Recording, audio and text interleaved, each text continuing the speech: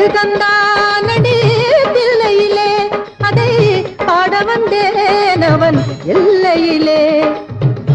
எழுதந்தானடி தில்லையிலே அதை பாட வந்தேன் அவன் எல்லையிலே.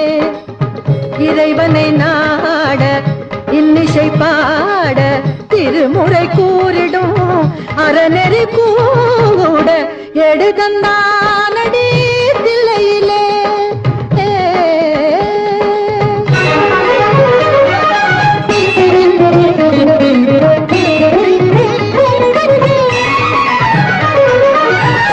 ஏட்டிலும் மூவரை எழுத வைத்தான்